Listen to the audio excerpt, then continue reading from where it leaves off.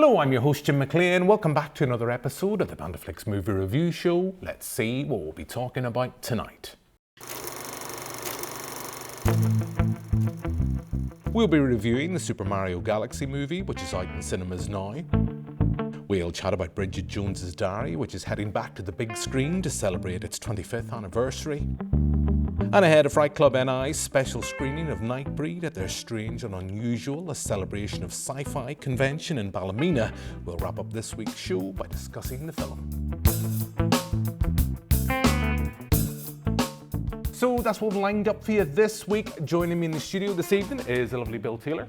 Hey Jim. And Emmy Bainbridge from Accidental Theatre, making your debut on the TV show. Very shiny and happy to be here. Fab to have you on, and here at Banterflix, I know we've been involved with yourselves for a couple of years now through our festival, and this is the point where I always, if there was an audience here, I would say, all right, Emmy, you've got to go up and you've got to talk a little bit about Accidental, not just about the venue, but I know, like, post-Christmas, you yourselves have had some pretty big news here in Belfast. Yeah, we are one of the only arts organisations that have managed to buy our own building.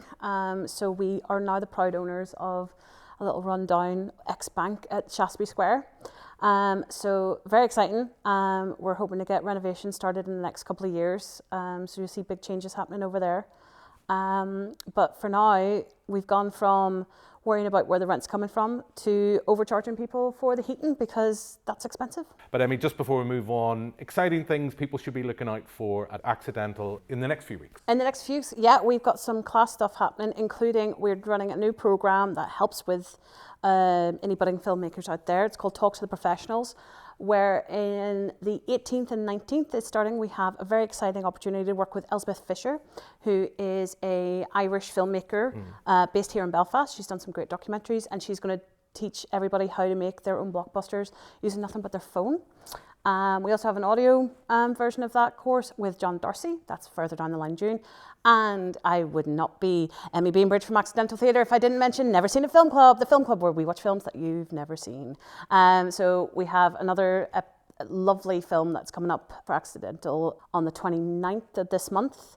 We're showing Tar as part of our Draw the Line animation, political animation season. So that's our next film. Fantastic film. I know we have showcased the film club before, because we do that now as we wrap up each show. We always try to kind of go through and look at the community cinema groups. Bill, as I teased our audience, we are going to move on and talk about some movie news, but you are just back from the capital over Easter.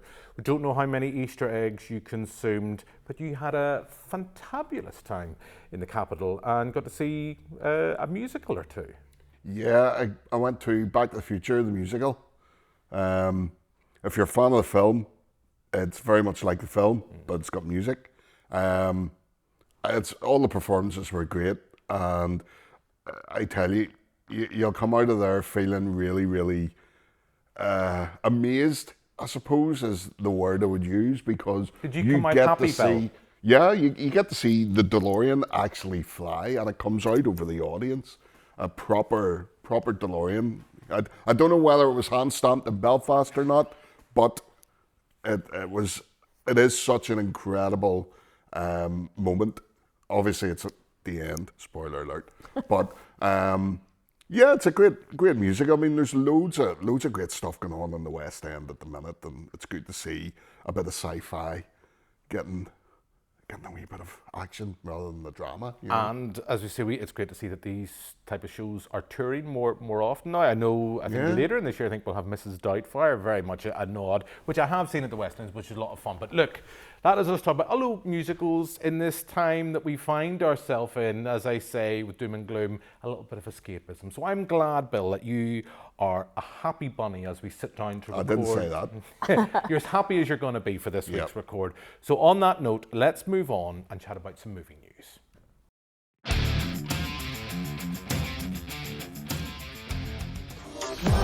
I'm feeling fab, I'm feeling free, I feel exceptional. You are here to help us through our current scandal. Click, click, click, click, everywhere. But I did not hire you, and all I need to do is bide my time until you fail. Won't you take the train, dear? Might show up late, might be on time. Just wait, I'm coming. I'm going to make something of this job. You could write a book. The definitive Miranda Priestley expose. So that's a look at the trailer for The Devil Wears Prada 2. Bill, I'm looking straight at you. You, like me, very fashionable, fashionista person. I would imagine you're the target audience for this film. We've got Anne Hathaway, Meryl Streep, they're all back, Emily Blunt as well. I'd imagine you have your cinema tickets for this bought already. Yes. No, I don't. I should though. I will go and see it. I think it looks pretty funny. I did like the first one. Strangely enough, it's not typical not my typical kind of film. I've always preferred sci-fi, but over the years, making films has certainly made me appreciate other genres, should I say. So, yes, my tastes have always grown, and yeah, I love a bit of the Streep, love a bit of the Hathaway, and certainly love a bit of the Tucci. Can't go wrong. And who knows, Bill? We haven't seen the film. There could be elements of sci-fi in there. We could find that in Devil Wears Prada 2, could be the crossover to Terminator franchise. We never know. We don't know. Trailers lie. But I'm assuming, and I know my father said you never assume, but that's not going to be the case. Emmy, you were just saying before we come in that you, like me, have a bit of a soft spot for the first film. I absolutely adore the first film. I was the right age when it came out. I was a teenage girl living in Lisburn and thought it was the coolest thing ever. I just hope that this doesn't break my heart the way that Jurassic World did, and doesn't do a disservice to the original and has just as many good one-liners. To this day, if I am still feeling a bit rough on it, I'll be like, I'm on this new diet where I feel faint and then I have a cube of cheese and nobody knows where it's from. And it's Emily Blunt being masterful. So I'm very excited for it. I just hope that the wit isn't lost to over stylized nonsense. And also that the Tooch is back, and you can't go wrong with the Tooch. He's just the best. Chef's kiss. Can't go back. Can't go wrong with the Tooch. If he's not in movies, he's showing us around Italy and making us hungry as we watch TV. But we will move quickly on. Let's go on and chat about a film we've all seen.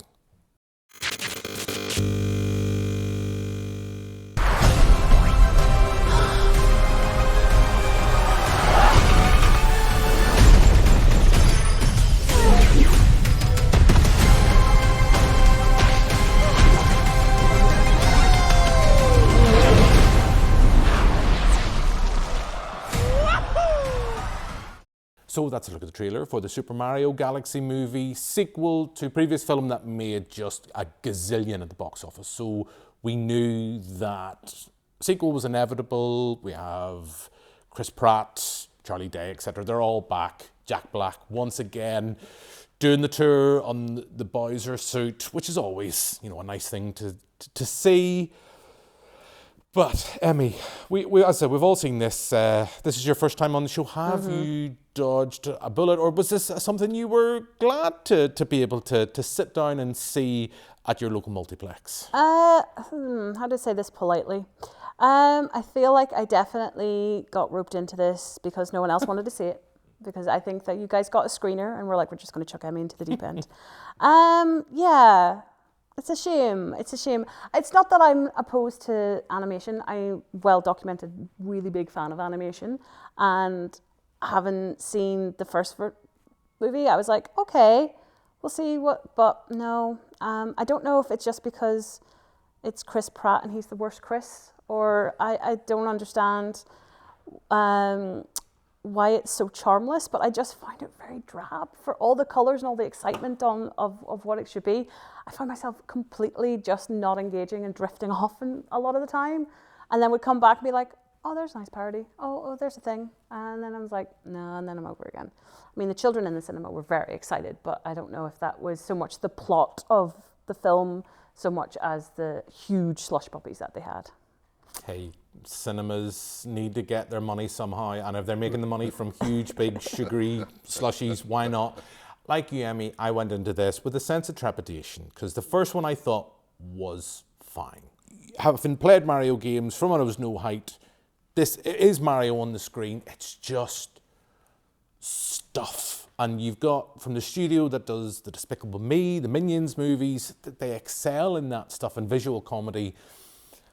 But there's not, for me anyway, there's not much charm, but it's going to make I don't think it's gonna quite repeat the first, but it's still making money at the box office. It's getting bums on seats for multiplexes.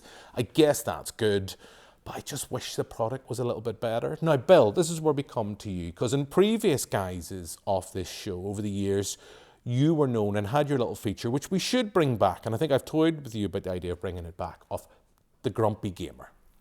Now, what did the Grumpy Gamer think of this outing for Super Mario Brothers? He really enjoyed it. Now, let me caveat that, right? I don't want to, right? I'll start off. This is a kid's film, right? Yeah. Just under no illusions here. This is a kid's film. I can't rip it apart the way I can rip any other films apart. This is a kid's film. For me, the story's all over the place. I mean, there's stuff happening left, right, and centre. It doesn't really seem to have any real clear focus. It is very, very, I would say, convoluted. There's a lot of characters. There's a lot of moving parts. But what I really enjoyed about it was the nostalgia factor of it. It brought so many things in. I'm going to have to watch it again because I know I missed. So it's got your money certain twice. bits. It's going to get my money twice. It was the spinning Nintendo 64 logo in a corner. There was the super scope. There was spoiler alert. There was Star Fox. There was even the wee dude from the wee tiny games. Bill, I have to ask you. Bill, I have to Fantastic. cut across again and ask you. Emmy was talking about those sugary slushies. Did Yes. Did you have one of those? I was so hopped up. I gathered of that. course. Had to be. Maybe that's the only way to enjoy this film. Emmy, Bill here is kind of saying he needs to go see this film a second time. need to see it again. Yeah. Are you going to be joining him for a second viewing I'm of this? sick that day. Okay, so mixed reaction there, okay, with the Super Mario Galaxy movie. Look, it's going to make a lot of money at the box office. And I come back to that point. I always say a film like this, whether we like it or not, it does at least get younger viewers into the cinema and at least get some money in the door for your local multiplex. So, mixed feelings about the film, but there is positives there. So that's Super Mario Galaxy movie. Let's move on to something else, an older film that's heading back to the big screen.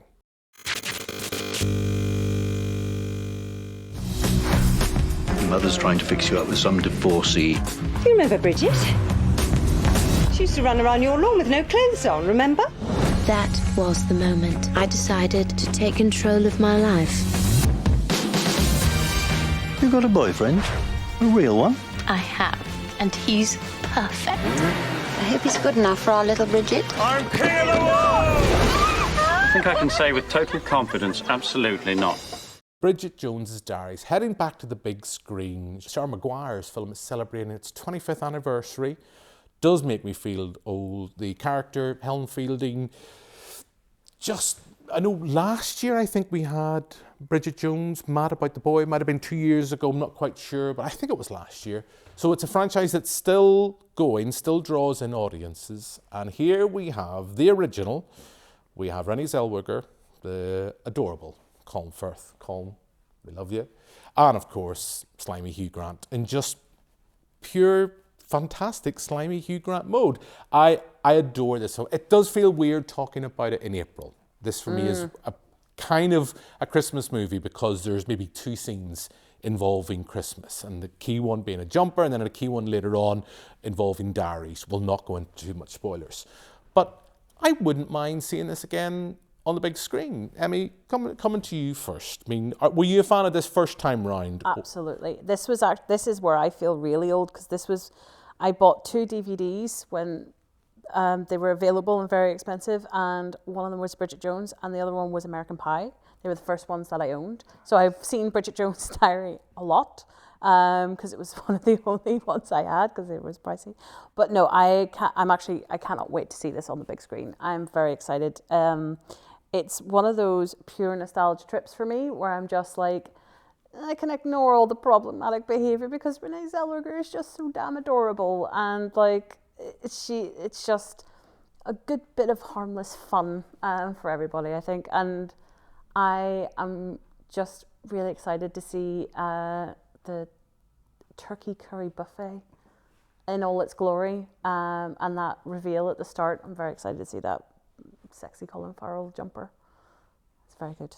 But yeah, no, this is definitely on my list for excited about, because it's one of the films that actually got me interested in behind the scenes stuff, because it was one of the first behind the scenes documentaries I saw, and then I was like, oh my gosh, I know all these fun facts about Bridget Jone'S diary, and I was very cool for about 30 I'm going to seconds. put you on the spot. Give us some fun facts from Bridget Jone'S diary. Fun facts from Bridget Jone'S diary. Hugh Grant did not know that Renee Zellweger was American until he met her at the premiere, because she would use her accent at all times on set. And Daniel Cleaver is a direct homage to actual Hugh Grant, and was one of the first films I think we see him be slightly villainous in. And Helen Fielding said that he did such a good job because that's actually what he was like, and she's glad that she exposed him. There you go.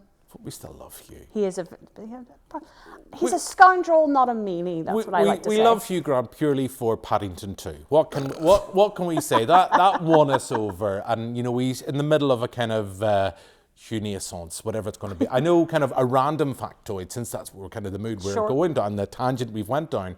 There is talk, I think, not so much in the film, but I think in the books, that Keir Starmer was the loose inspiration for Darcy's character. Yes. Bill, you're looking at me with a look of intrigue, so I don't know whether this has piqued your interest, or you're looking at me going, why have we done down this little tangent? But bringing it back, we are a movie review show.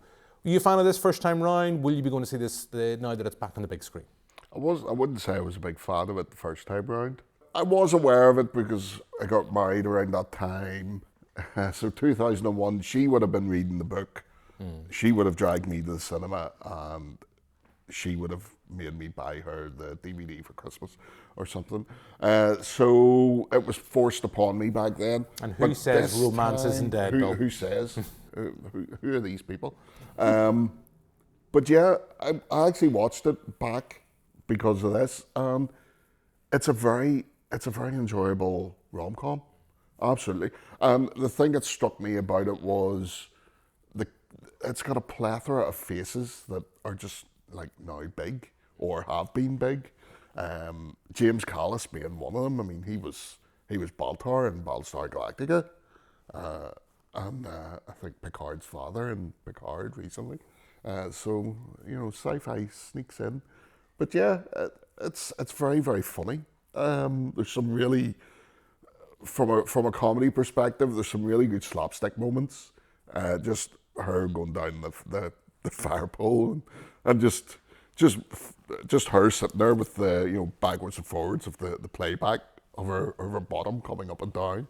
It's just a funny moment.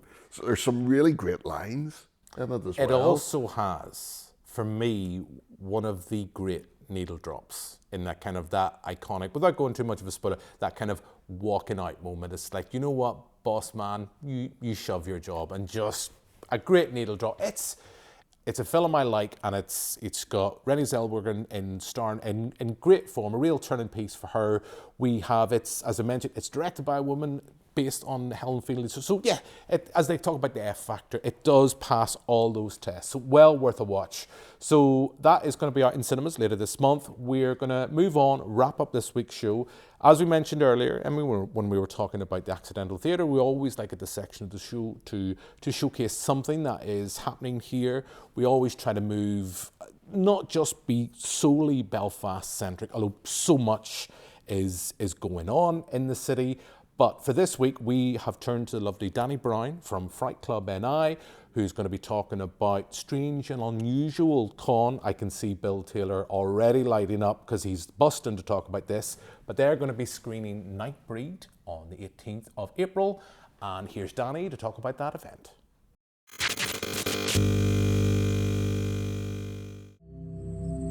It's just down the road at the edge of town. You know you shouldn't go there, especially after dark. Before you've seen a thing, they're all around you. Before you know what's happening.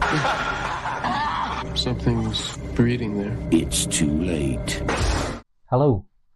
Danny Brown here from the Fright Club NI, and I'm delighted to introduce Clive Barker's Nightbreed, a film that will be screening on Saturday the 18th of April at 7:30 in the Braid Arts Centre, Ballymena, as part of our Strange and Unusual, a celebration of science fiction and horror lineup. We'll also be joined by Hugh Ross, who plays Narcisse in the film. He'll be doing a Q&A before the screening. He'll also be with us throughout the day, doing autographs and taking selfies. We also have 20 vendors, a art exhibition, local authors, a small press, a tattoo studio, and cosplayers all on the day. So if you're free on Saturday the 18th, why not come join us? But as I say, we'll be screening Nightbreed as part of the lineup. And yeah, it's a fantastic film. David Cronenberg plays the main antagonist, and he's scarier than any of the beasties you'll see down in Midian, to be perfectly honest. But yeah, I loved it. I watched it for the first time last year when we were doing a Q&A with Simon Bamford, who also stars in the film. But you probably know him better for playing Butterball in the first two Hellraiser films as well. But yeah, I had a great time watching it. I really, really enjoyed it. I'm really looking forward to watching it again with an audience, with a crowd. So as I say, if you're free, come on, join us, and can't wait to hear what you guys in the studio think of the film. All right, bye-bye. Clive Barker, creator of Hellraiser, brings you a reason to really be afraid of the dark. Nightbreed. So that's Danny talking about their screening of Nightbreed. We've also threw in a bit of the trailer there as well. And Bill, you were just telling me as we were listening to Danny talking that you're actually going to be at this convention as well with Ghostbusters NI. So this not only, as you've talked quite a few times about your love for sci-fi, so this is Bill Taylor written all over it, both from the event and the film itself. Right up my street. So are you a big fan of Nightbreed? Were you first time round? Was this a first time viewing for you? First time round. I mean, I don't want to show me age, Jim. This show just makes me feel my really age old. Earlier in this week's all show, the time, every week it's the same. Yeah, 1990. Back in our day. I was a teenage boy. I remember Nightbreed being fairly big from a computer game point of view. Because I remember Commodore bought out a special pack to celebrate the film release. There was magazines, there was all sorts of stuff on the TV about it as well. It didn't get a Panini sticker album, but... Yet. I mean, there's still time. So yeah, first time around I was a big fan. Watched it again recently for this. It hasn't aged well. It was the first time my wife had watched it, and you can tell nowadays that people are enjoying their films. If the phone came out after 10 minutes, I was like, right, I can tell you're not enjoying this. I personally, I like the story. I like I like Margot's performances. Some of the performances are a wee bit. Well, you do have David Cronenberg. If you're ever going to get someone to play kind of the creepy doctor. Fantastic. Yes, creepy doctor. He is absolutely creepy. I mean, there he is with his baby blue eyes, and he's just, he is the best thing on screen in that film. Now, some of the special effects, they're not great. Some of the makeup effects, some of them are absolutely fantastic. Some of them, not so much. You can tell Clive Barker directed it. Because if you'd give that to somebody who kind of had a bit of experience of doing horror, I think it would have been an absolutely amazing film. I think it's a flawed film, and I think even Clive Barker would admit that. And there's various guises. He was not happy with the original cut, and then I think there's been 2 variations. I know at the guys at Fright Club, I know they're screening specifically the director's cut, and I know that, of course, we'll have some of the cast there to introduce. Was it filmed in the UK? Yes, I think it was filmed. I believe in the UK so, in its entirety, wasn't it? I believe that at least parts of it were shot in the UK. Watching it back for the show, I can see why if it hit someone at the right time, it would leave a legacy there, or it would leave an imprint. I think watching it now, as a first time viewing in 2026, there is that sense of elements have dated, there is some problematic kind of source and bits and bobs in the narrative, but I still love some of the creature design, and you get that in Hellraiser as well. It's for a film that was 1990, it's very 80s for 1990, and I think it was probably, it looks more 80s than 90s. I think it's well worth a watch. Emmy, you were going to say you rewatched this today before you were doing before you came down the studio. Rewatched it today because the last time I saw it was when I was a teenager, and it was like cult status of like, oh my gosh, have you ever seen this thing Nightbreed? Oh my god, it's so weird. And again, watched it then, didn't really remember much of it, and then today I just find myself just every 15 minutes just going, what? What's happening? Who are these people? Who are they? And I'm like, are they goodies? Are they baddies? Are there? What is a Nightbreed? Are they? Where are we going with this? And then like just started trying to like keep track and pad loads of post-it notes. And I was like, I got about an hour in. I was like, no, I don't care. I'm just gonna enjoy the creature animations. I'm gonna enjoy the creature design. But I was like, is it a horror film? Are we serial killers? Is this like creature feature Shutter Island? What's happening here? And just got very confused, in all honesty, but it doesn't take much to confuse me. But I did very much enjoy the practical effects, because that is my bread and butter. I love it, and even when it's a little bit bad, I love it even more. And that's the thing that I really enjoyed. And there's some choice character moments. I'm not going to, again, it's not the show to like point out some interesting moments, especially in the end battle scene. The other thing is that I kept thinking during that whole climax was like, why are they constantly falling through the floor? Like, I know it's a cave, but get your stuff together, guys. Come on. Sometimes people are just clumsy. As we said, that's going to be in Ballymena, 18th of April. Bill, you are going to be there as well. I'll be there anyway. Yeah. You're going to be there, so you have another opportunity to watch the film. You'll be there with Ghostbusters NI, and that should be an absolute blast of an event, first of its kind in Ballymena. So look, that is us pretty much out of time. We've tried to pack in as much. Where else in one show are you going to go? From Super Mario, you're going to get Basic Instinct reference, you're going to get Nightbreed, you're going to get Bridget Jone'S Diary. We pack it all in here. So all that's really left for me to do now is thank my guests in the studio. So thank you very much, Bill. Cheers, Jim. Thank you very much, Emmy. Thanks. Thanks to Danny as well. As we say, look out to that event in Ballymena on the 18th of April. Thanks for watching. We'll be back next week with another episode. But for now, until then, goodbye.